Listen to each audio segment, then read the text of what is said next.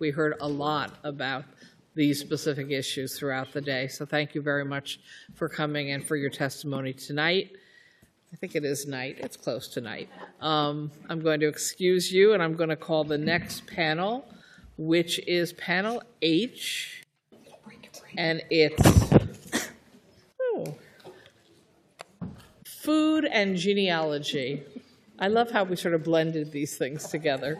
So we have the food pantries for the Capital District, the Alliance for Hunger-Free New York, West Side Campaign Against Hunger, Schenectady County, well, we may have to find more chairs, Schenectady County Food Council, Met Council, and the Association of Professional Genealogists, and the New York Genealogical and Biographical Society.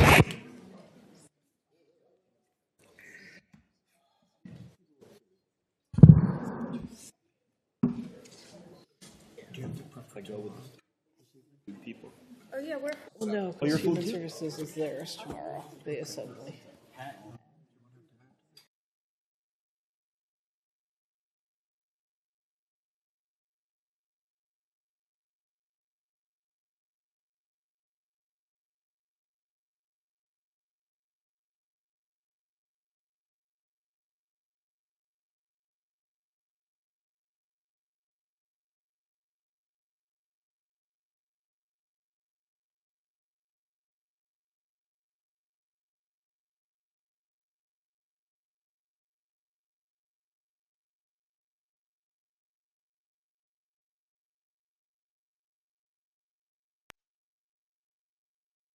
On your org and go down the row. Hi, I'm Angie Pender-Fox. I'm the Associate Executive Director with the Food Pantries for the Capital District. Okay. Hi, I'm Natasha Pernica, Executive Director at the Alliance for Hunger-Free New York. Hi, I'm Allison Rosenthal, Chief Program Officer with the West Side Campaign Against Hunger. Hi, I'm Dick Ranjabejan, the Director of Policy for the Met Council in New York City. I'm really colorblind here. All right, Reverend Dustin Longmire, the Schenectady County Food Council Advocacy Empowerment Working Group Co-Chair. Okay. I'm Alec Ferretti, a Director of the Association of Professional Genealogists. I'm Joshua Taylor, President and CEO of the New York Genealogical and Biographical Society. So just to spice it up, let's start with the genealogist, because I'm not even sure why you're here with us, but I know I'm interested. All right. Please. Okay. My name is Alec Ferretti, and I represent the Association of Professional Genealogists, along with thousands of researchers, small businesses, families, etc., who rely on access to New York's historical birth, marriage, and death records. We strongly oppose Part U of the proposed health legislation, a proposal that does not digitize vital records or streamline access as claimed, but rather prohibits research on most 20th century New Yorkers, making it nearly impossible for individuals to uncover their heritage and medical histories. Vital records are the cornerstone of identity, family history, medical research, and even many legal proceedings. This proposal would retroactively block access to decades of records while increasing fees by over 300%. Already, genealogy requests, just 4% of the total, face a 5-year backlog at the DOH because they've been deprioritized over other workflows. New York would become an outlier in vital records laws, imposing one of the most restrictive embargo periods in the country, 125 years for births, 100 for marriages, 75 for deaths, meaning that records about people who lived in the 19th, let alone 20th century, will be completely inaccessible even to their descendants. Nearly all vital records are entirely public in our neighboring states of Connecticut, Massachusetts, New Jersey, and Vermont. No constituency, to our knowledge, has asked to close off these records, and the only stated reason in the proposal is to reduce the DOH's workload. The impact of these restrictions is far-reaching. Estate settlements would be obstructed, obtaining dual citizenship would become more difficult, tracing inherited conditions would possibly be impossible, historians and demographers would lose access to person-level data. Research into Holocaust survivors, the formerly enslaved, and immigrant communities will be severely limited. The families of adoptees will not be able to fulfill the documentation requirements in order to obtain their family's original birth certificates. The few records still publicly available will be rendered unaffordable at the $95 fee. This proposal also eliminates the obligation to maintain birth and death indexes, making it nearly impossible to verify if someone even existed, while the proposed FOIL exemptions are overly broad and could have unintended consequences on access to data. At a time when states across the country are modernizing access, moving records to archives, putting them online, and reducing barriers generally, New York's moving in the opposite direction. APG urges the legislature to reject Part U and replace it with one that provides for publicly available indexes, reasonable fees, digitization and publication of records, and entitling descendants and close relatives to receive certified copies, among just access in general. New Yorkers deserve transparency, efficiency, and access, not secrecy, delays, and prohibitive costs. Thank you. Thank you for the opportunity to testify today. As president and CEO of the New York Genealogical and Biographical Society, the state's oldest and largest genealogical organization, I represent thousands of individuals who are committed to preserving, documenting, and sharing the family histories that connect us to New York's past. The millions of birth, marriage, and death records overseen by the New York State Department of Health are essential not just for genealogists, but for historians, biographers, researchers, and everyday New Yorkers who are seeking to understand their heritage. While we welcome with open arms efforts to modernize access to these records, Part U of the proposed bill does not accomplish this goal. Despite its title, Digitized Genealogical Records, the bill does not mention the word digitization at all. Instead, it increases barriers, exacerbates existing inequalities, and fails to address the core issue, an unacceptable multi-year backlog that already prevents timely access to records. Rather than solving the problem, the proposed solution, raising fees while further limiting access, makes it worse. It sends a troubling message that only those with deep multi-generational ties to New York deserve access to these records, while families with more recent histories are left out.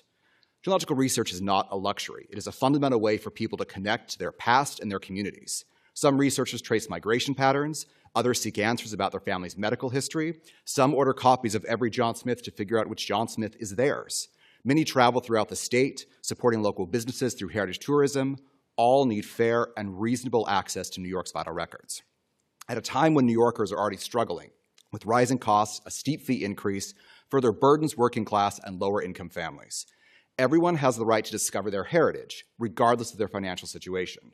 Eliminating the index to vital records would have a devastating impact on future research, cutting off access to information that should be preserved, accessible, and available for generations to come. We've heard as recently as this morning's article in the Times-Union that the DOH utilizes taxpayer money to conduct vital record searches. Is eliminating the index of these records really the solution to responding to these requests more efficiently? Further, the current system places an undue burden on local registrars and clerks across the state. Our written testimony includes recommendations to adjust timeframes in alignment with New York City's approach. I want to emphasize that increasing restrictions is not the solution. Far better models exist. Take just one, the New York City Municipal Archive, which has made millions of New York City's historic vital records freely accessible online.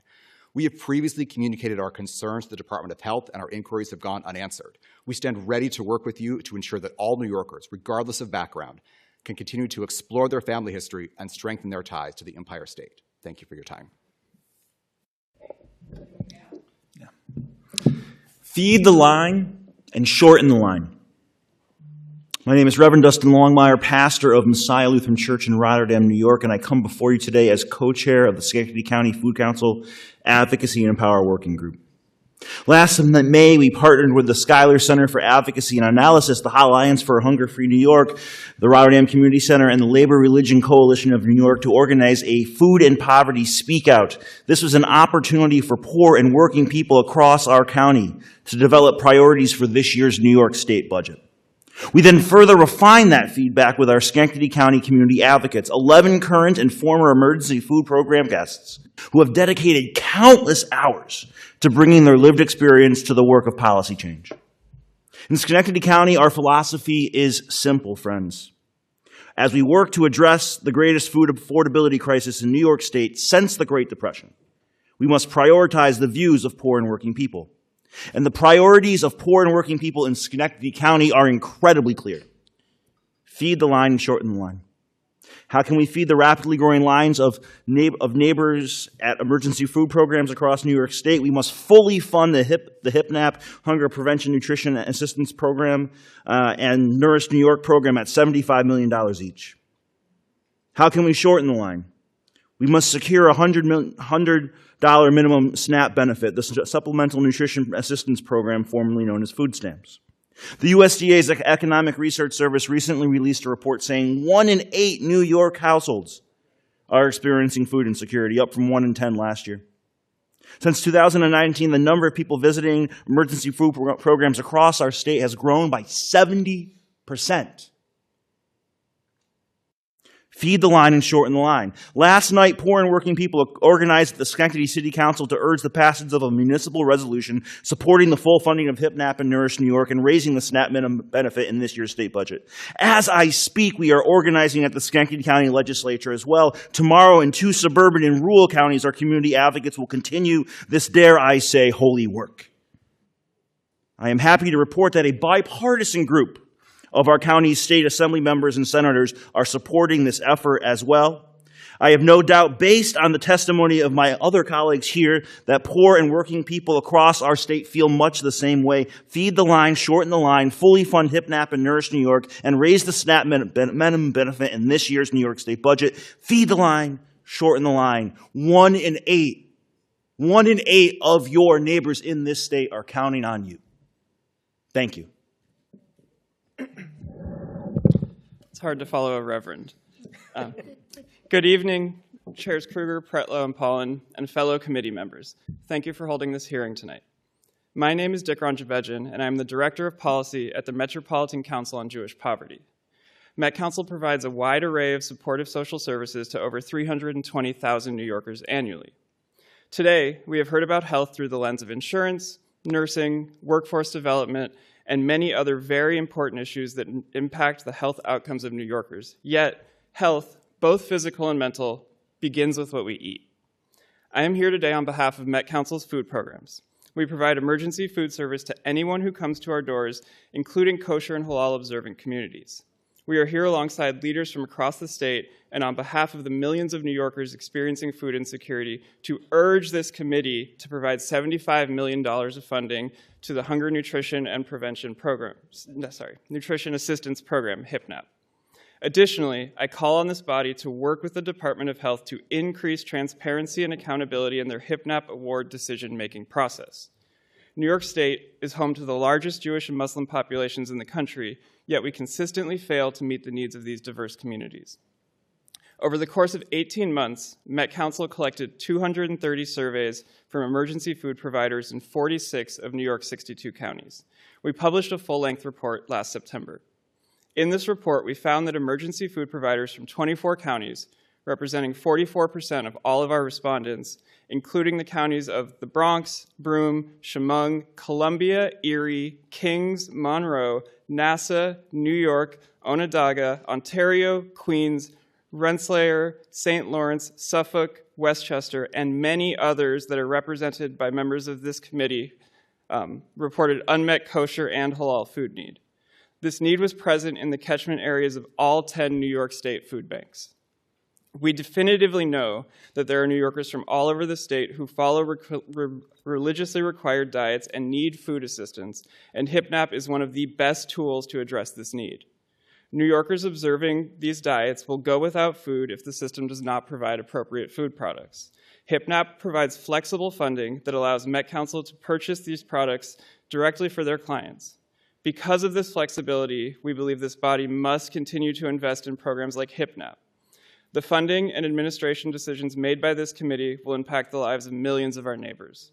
By fully funding HIPNAP at $75 million and working to increase transparency in the funding decisions, this committee will benefit all food insecure New Yorkers, including those with religiously informed dietary restrictions. We thank you for your time today, and we hope to continue to work with this committee and the state legislature to feed all New Yorkers experiencing food insecurity, especially in this federal climate where TFAP is threatened. Thank you. All right. Thank you, senators and assembly members, for this opportunity to testify.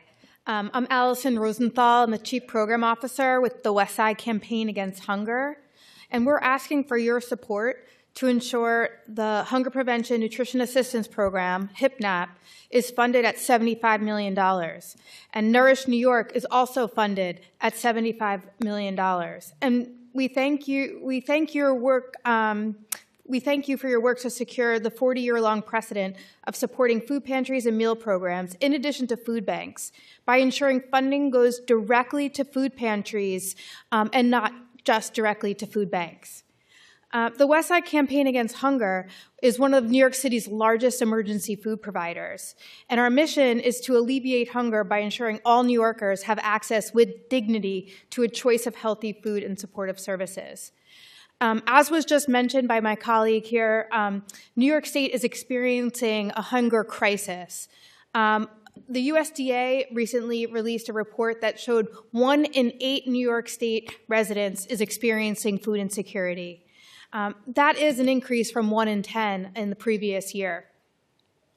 There's also a dramatic increase of food prices, 25% increase from 2019. And this not only causes increased grocery prices for our customers or for food insecure New Yorkers, but also makes it increasingly challenging for food pantries and other meal providers to provide healthy options for the people who are seeking food. Our team of 30 staff and over 2,000 volunteers, we're working day in and day out to serve families across Bronx, Kings, New York, and Queens counties.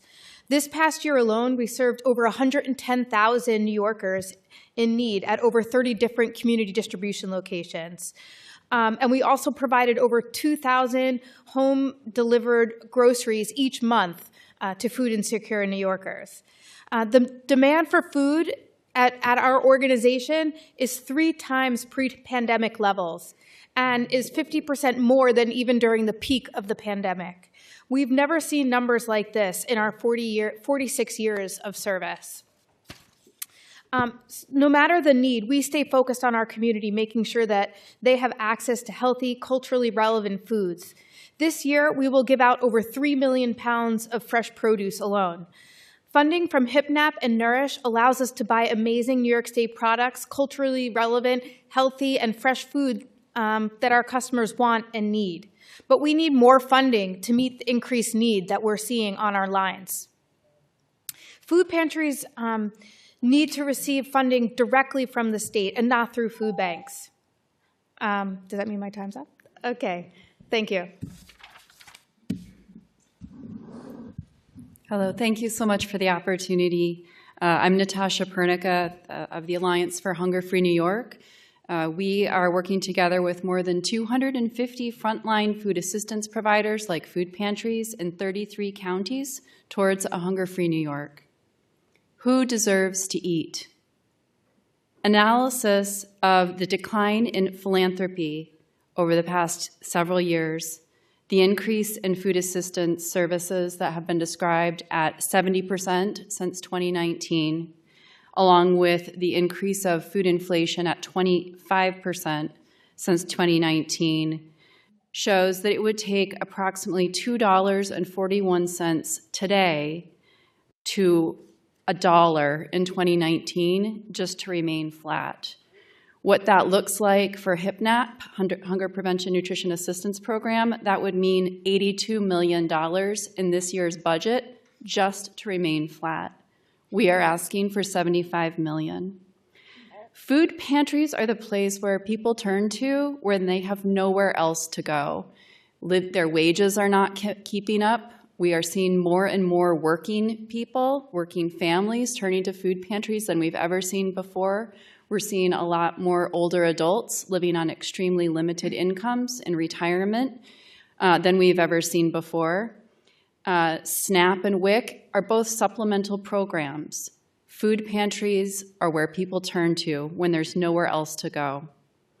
We're also asking for $75 million for Nourish New York, which is a real win-win for New York State farmers, our food pantry system, and for those in need of food assistance who consistently rank meat, dairy, and fresh produce as the items that they are most desired in our food pantry consumer surveys.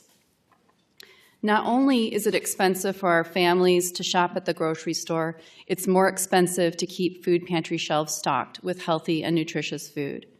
Let's face it, food is medicine. We are past the point of hunger being a short-term emergency, Not having enough nutritious food to eat is crippling people through chronic health conditions, not being able to focus at work, impacting school performance, and having to make difficult decisions between paying for food, medications, gas for the car, household bills, and more. As we've mentioned, 1 in 8 New York households are not keeping up. Food pantries need direct support, direct legislative funding to provide culturally appropriate, nutritious food with proper staffing and operations. Having access to pantries, having larger hours of operation, and appropriate staffing is incredibly important for food pantries. Thank you.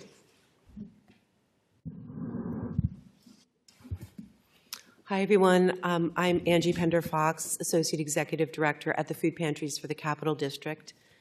I'm here today to ask for your support in addressing food and nutrition insecurity in New York State in the upcoming budget.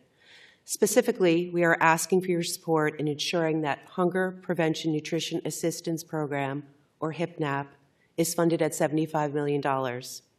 Nourish New York at $75 million, and to continue to expand direct contracts with emergency food relief programs.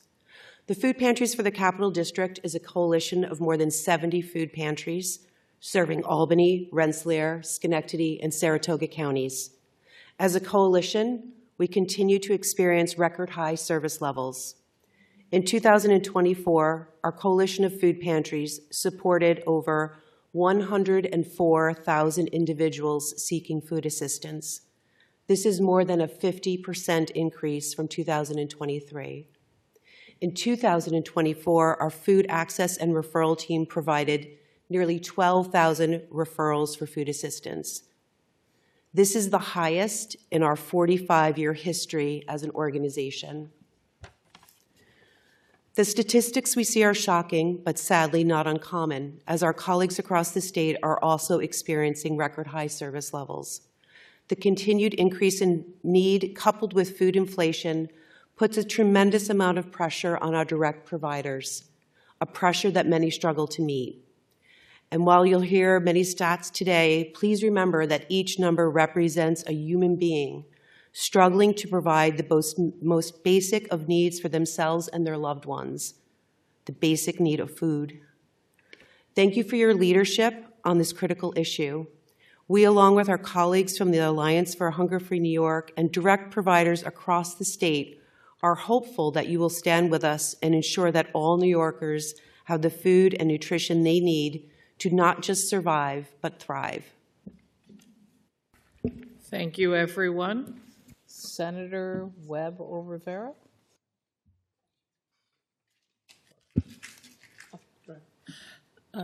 Thank you all again for being here, for your testimony. I wanted to ask more specifically with regards to HIPNAP and Nourish New York. So in light of some of the federal changes that are happening, what are some things that you all are seeing on the ground as it relates to the growing challenges around food insecurity through your work? I can start. So with the West Side Campaign Against Hunger, we're seeing a lot of fear within our communities that we serve. A lot of people are hesitant to come and even reach out for food. People who might be eligible for benefits, like SNAP benefits, if they have a child that's a legal resident, they are not wanting to apply due to fear of public charge. And so, and also with all of the, proposed tariffs, people are very concerned about grocery prices that are already high, and our lines are just getting longer and longer.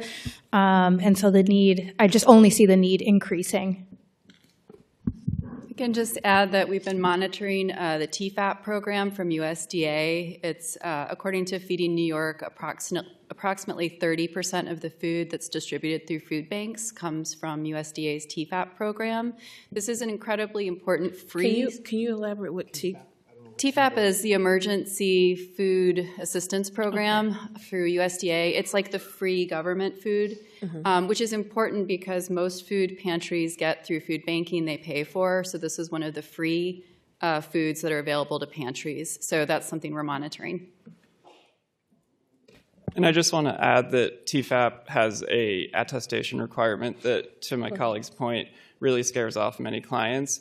It actually wouldn't impact them in any super negative way as long as they just basically sign off that they meet the income requirements, but it stops people from using our services, and it can be very frustrating and difficult to engage with clients because of that attestation requirement.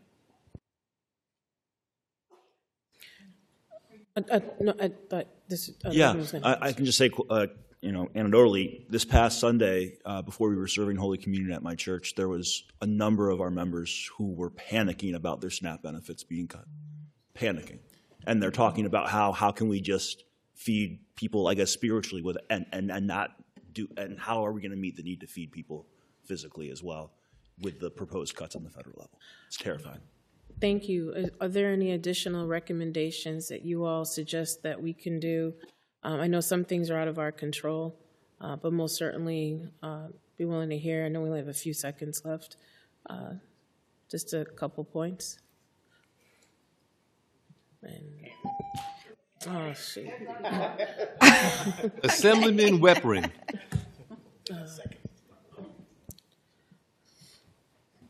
Thank you, Mr. Chairman. I'd like to address this question to one of the genealogists, either Alec Ferretti or Joshua Taylor. One of my proudest legislative accomplishments, and some of my more senior colleagues may remember this, was the Adoptee Bill of Rights, which was chaptered in 2019 and allowed adult adoptees, or if the adopted person is deceased, the adopted person's direct line of descendants or the lawful representatives of such, to obtain a certified copy of the adopted person's original long-form birth certificate. In your testimony, you stated that, maybe you didn't use these words, but if Part U of the proposed health legislation were to go into effect, descendants of adoptees would not be able to obtain their relatives' adoption records, contradicting my statute. Can you elaborate on this? And I assume this is an unintended consequence in the proposal, because I can't imagine that that was the intent of the health department or the governor when it comes to that. Thank you for that question. So under the Department of Health's implementing regulations, you have to document the relationship to the adopted ancestor. So you have to show your birth certificate, your mother's birth certificate, your grandmother's birth certificate, if it's like your great-grandmother who was adopted. Under this proposal, birth records would be closed for 125 years. So it would not be possible to get any person's birth record from the 20th century besides your own. So you will, no deceased adoptees' descendants will ever be able to get their ancestor's original birth certificate because the documentation needed would no longer be public record or accessible even to a descendant. Well, I find that troubling, and it's certainly something I wish I knew about. I just found out about this. I wish I knew about this when the health commissioner was here, but it's certainly something that I'm gonna revisit. Thank you, Mr. Chairman. Thank you. Senator Rivera.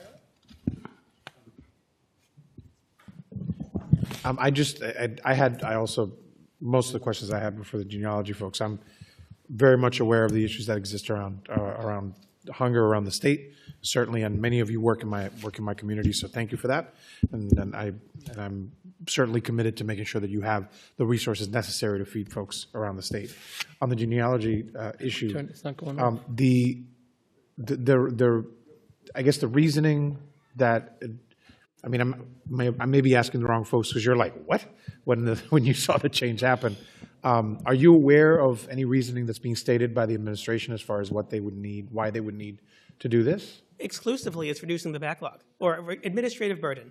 They have 10,000 pending requests right now. They're going through the requests for genealogy records that were submitted in 2020. Okay. So and the department, what is the department that actually deals with this? It's within the Department of Health? It's a unit? Yes. Okay.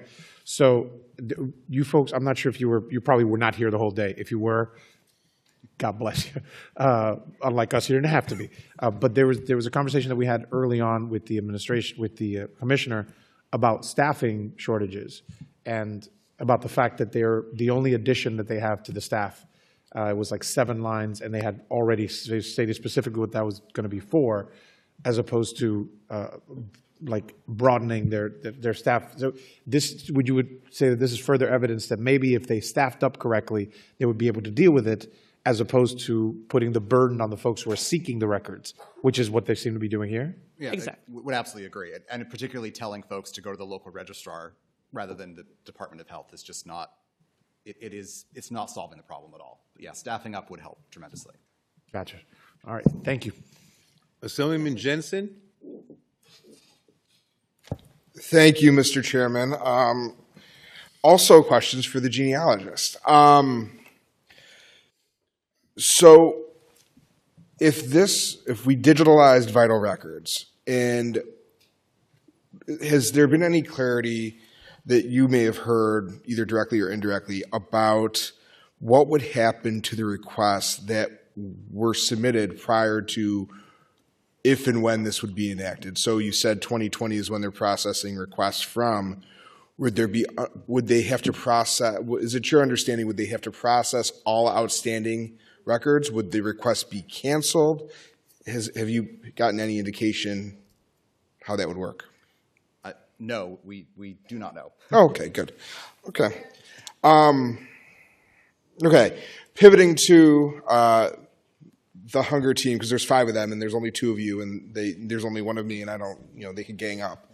When we talk about access to food cupboards, food shelters, I'm from Rochester, so, FoodLink is our biggest distributor and they're phenomenal. Took a tour very recently and they utilize a mobile food pantry.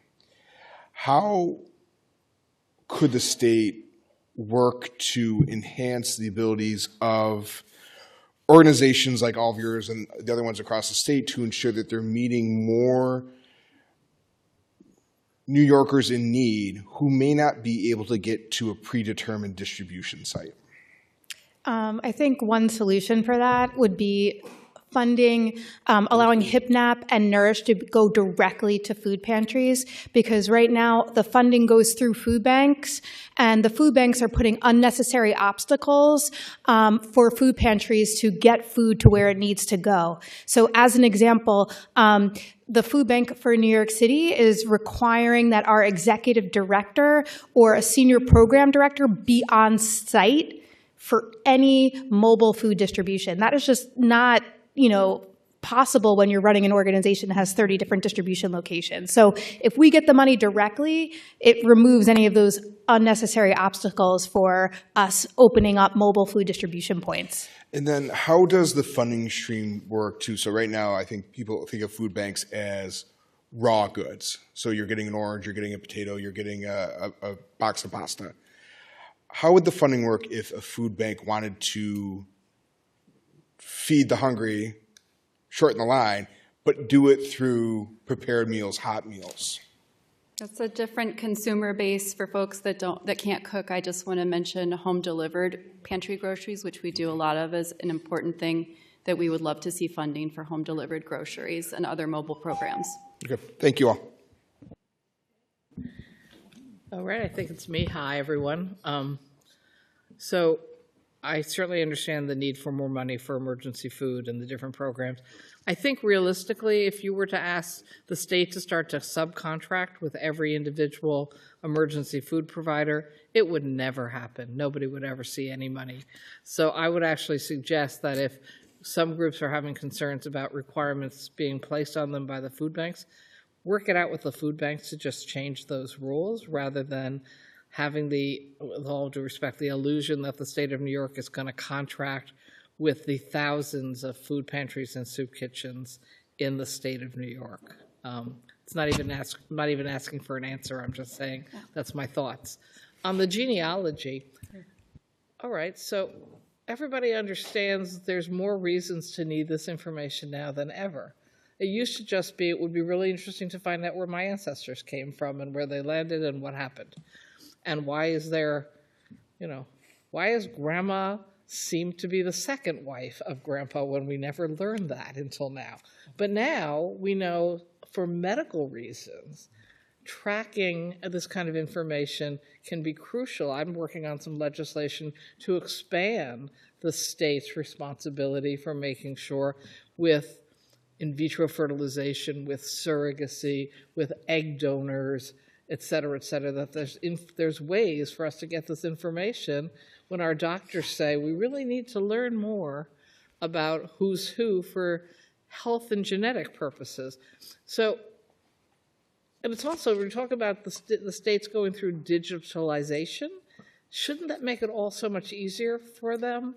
Why are we doing this instead of just speeding up the process that we figure out computer systems? As far as I know, the Department of Health is. They have already spent over $1 million in contracts with a vendor to scan everything. And last March, they actually signed another contract for another $1 million and change to do more scanning and indexing. So my understanding is that they've scanned a lot. I can tell you as of December 2022, they had scanned over 30 million certificates. And they have a bunch of different overlapping databases and indexes, and it's kind of convoluted. But they have been doing a lot to get this digitized already. And I really do think that processing a genealogical request is really no different most of the time than processing a regular request for your own birth certificate. And yes, I highly support digitization. There's a lot of for-profit genealogy vendors that have tried to digitize in New York State and it's never gone anywhere. They've done it in other states. But New York has gone in a different direction, and digitization is ongoing. And I would just add that there are multiple written testimonies submitted of individuals who had the medical history experience, and it was life-saving to those families. Right. It just seems, given the federal government destroying all research and history, we probably ought to not do the same thing here in New York at this moment. Absolutely. Okay. Assemblywoman Pauling? I think we're all stuck on the genealogy. So let me understand. I mean, I'm looking at your list. I guess this is on the, I don't know which guy I'm looking at, but Joshua Taylor. I'm looking at your list of, I'm assuming what New York City adopted about who can get what. Who else would want this, and why would we limit it or exclude who else that might be? So it's a great question. That list is an alternate if they decide to restrict the years. If not, it should be open for anyone. As I said, I don't know what John Smith I'm going after. I need all the John Smiths to figure out which one is mine. So we would prefer no restriction. If there is a need for restriction, we'd like a very expanded list. But it's hard to know who you're related to until you do the research, which is why we need the records. And the current proposal, would that wipe out all the requests, or would it just be new requests, or unclear? We don't know. We don't know. It'll be up to the courts or the department, or we don't know. For what it's worth, most of our neighboring states make vital records essentially all public records. There's a million caveats, but in Connecticut, New Jersey, Vermont, Massachusetts, anyone pretty much can get basically any birth, marriage, or death record. So if someone was born or died in New Jersey yesterday, you go up and go to the Department of Health and order the record. They'll give you a copy of the information. You pretty much get everything. Whereas under this proposal, it would be closed in New York for 75 or 125 years.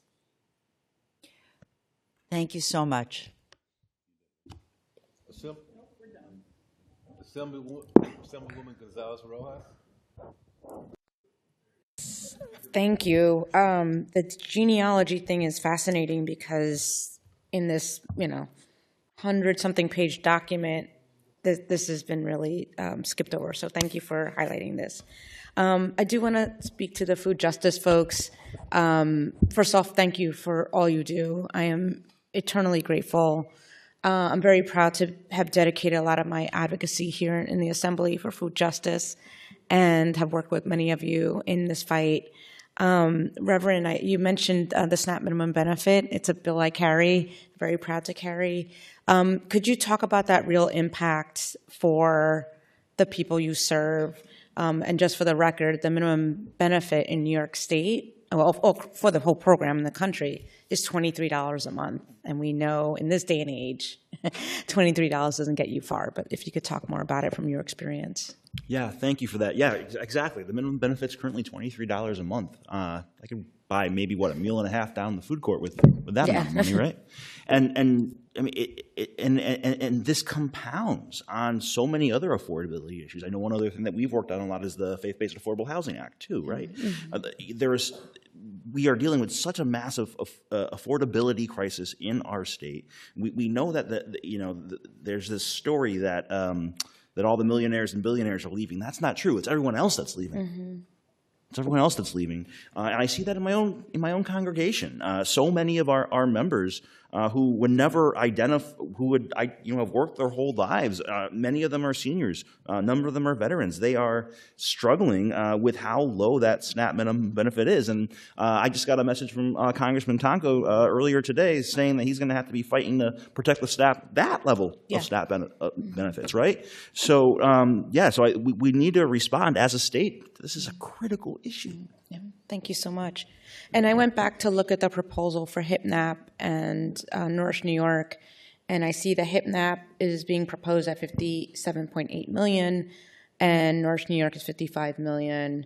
So the additional funding that we'll be fighting for will be $20 million. What is that for each program about?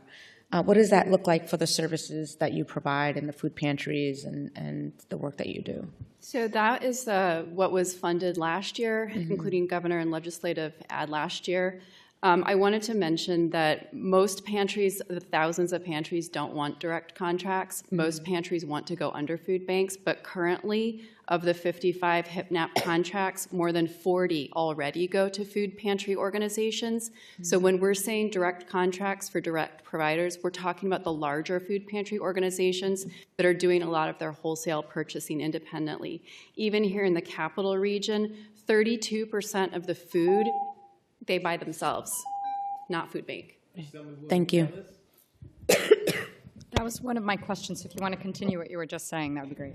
Yeah, so basically there's an idea that the Feeding America branded food banks are the source of food for the food pantry system, and it is not fact. A lot of larger food pantries actually operate smaller scale and large scale food banks. They just call them food pantries because they're not a part of the Feeding America network.